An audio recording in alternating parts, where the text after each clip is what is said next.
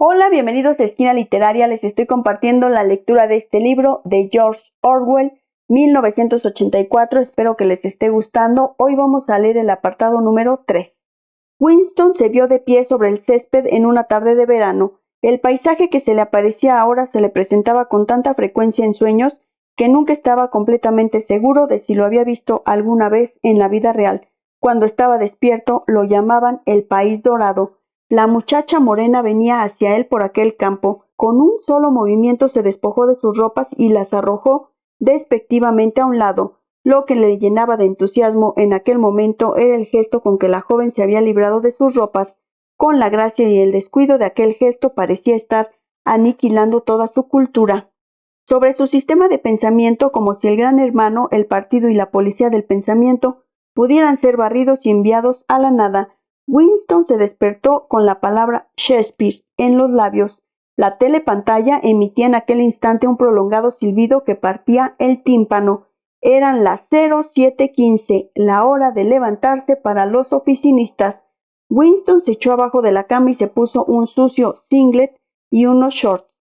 Dentro de 3 minutos empezarían las sacudidas físicas. Grupo de 30 a 40, ladró una penetrante voz de mujer. Grupo de 30 a 40, ocupad vuestros sitios, por favor. Winston se colocó de un salto a la vista de la telepantalla, en la cual había aparecido ya la imagen de una mujer más bien joven, musculosa y de facciones duras. Doblad y extender los brazos, gritó. Contad a la vez que yo. 1, 2, 3, 4. 1, 2, 3, 4. Vamos, camaradas, un poco de vida en lo que hacéis. 1, 2, 3, 4. 1, 2, 3, 4. Mientras doblaba y desplegaba mecánicamente los brazos sin perder ni por un instante la expresión de contento que se consideraba apropiada durante las sacudidas físicas, se esforzaba por resucitar el confuso periodo de su primera infancia. No podía recordar claramente una época en que su país no hubiera estado en guerra, pero era evidente que había un intervalo de paz bastante largo durante su infancia, porque uno de sus primeros recuerdos era el de un ataque aéreo que parecía haber cogido a todos por sorpresa. Por ejemplo, en ese momento en 1984, si es que efectivamente era 1984, Oceanía estaba en guerra con Eurasia y era aliada de Asia Oriental. Lo horrible pensó por 10,000ª vez mientras se forzaba con los hombros dolorosamente hacia atrás. Lo horrible era que todo ello podía ser verdad. Si el partido podía alargar la mano hacia el pasado y decir que este o aquel acontecimiento nunca había ocurrido, esto resultaba mucho más horrible que la tortura y la muerte. Él, Winston Smith, sabía que Oceanía había estado aliada con Eurasia 4 años antes, pero ¿dónde constaba ese conocimiento? Solo en su propia conciencia, la cual, en todo caso, iba a ser aniquilada muy pronto, y si todos los demás aceptaban la mentira que impuso el partido, si todos los testimonios decían lo mismo, entonces la mentira pasaba a la historia y se convertía en verdad. El que controla el pasado, decía el eslogan del partido, controla también el futuro. El que controla el presente, controla el pasado, y sin embargo el pasado, alterable por su misma naturaleza, nunca había sido alterado.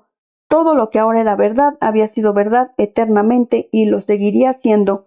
Era muy sencillo, lo único que se necesitaba era una interminable serie de victorias que cada persona debía lograr sobre su propia memoria. A esto le llaman control de la realidad, pero en neolengua había una palabra especial para ello, doble pensar. Descansen, ladró la instructora, cuya voz parecía ahora menos malhumorada. Winston dejó caer los brazos de sus costados y volvió a llenar de aire sus pulmones. Su mente se deslizó por el laberíntico mundo del doble pensar. Trató de recordar en qué año había oído hablar por primera vez del Gran Hermano. Creí que debió de ser hacia el 60 y tantos, pero era imposible estar seguro. Por supuesto, en los libros de historia editados por el partido, el Gran Hermano figuraba como jefe y guardián de la revolución desde los primeros días de esta.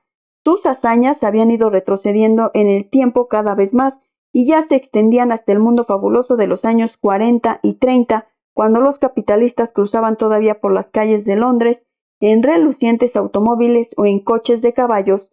Desde luego, se ignoraba cuánto había de cierto en esta leyenda y cuánto de inventado. Winston no podía recordar ni siquiera en qué fecha había empezado el partido a existir. No creía haber oído la palabra INSOC antes de 1960, pero era posible que en su forma viejo lingüística, es decir, socialismo inglés, hubiera existido antes. Todo se habría desvanecido en la niebla. Smith, chilló la voz de la telepantalla. 6079, Smith W. Sí, tú, inclínate más, por favor. Puedes hacerlo mejor, es que no te esfuerzas. Más doblado, haz el favor. Ahora está mucho mejor, camarada. Espero que les esté gustando la lectura de este libro de George Orwell, 1984. Los espero en el siguiente video para iniciar el apartado número 4.